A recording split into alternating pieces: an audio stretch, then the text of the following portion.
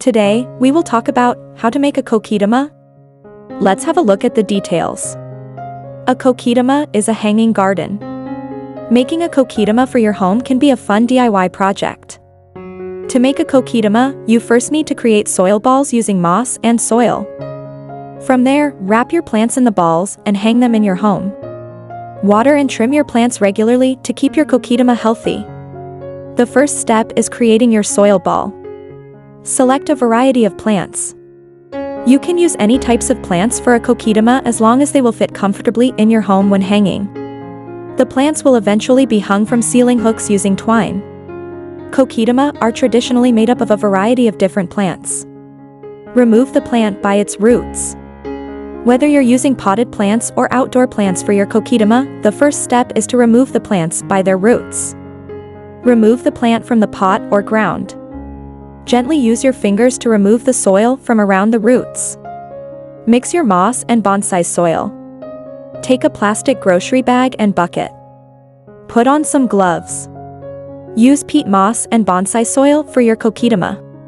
Using a 7:3 ratio of moss to soil, mix your moss and soil together until you have an even mixture. Make a soil ball. Remove a chunk of soil and moss from the bucket or plastic bag. Use your hands to roll it into a thick, firm ball. Make a ball big enough to completely cover a plant's roots. When you're done, set the ball aside. Secure the plant's roots with moss. Use sphagnum moss, which you can buy online or at a greenhouse.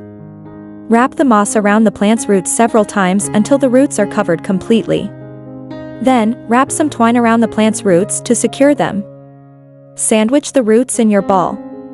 Break your ball in half. Sandwich your plant's roots around the ball of moss and soil. Then, pat the ball together again so it's firmly secured around the roots. The second step is wrapping and hanging your plants. Cover your ball in sheet moss. Wrap a layer of sheet moss around your ball. Use twine to secure the ball. Wrap twine around the ball as needed to secure the sheet moss. Attach a loop for hanging. Take another piece of twine. Use a piece as big as you want considering where you're going to hang your kokedama. Hang your plants.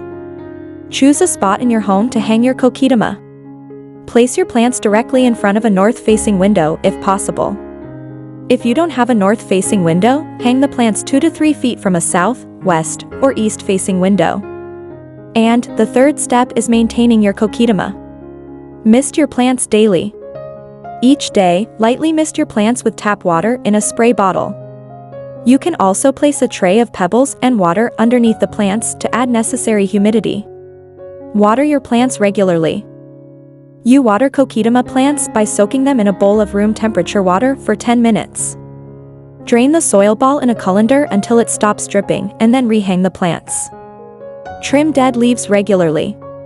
Watch your plants closely. When you notice any dead or brown leaves, use a pair of scissors or plant shears to remove them. As the plants grow, the roots will begin poking through the moss and soil balls.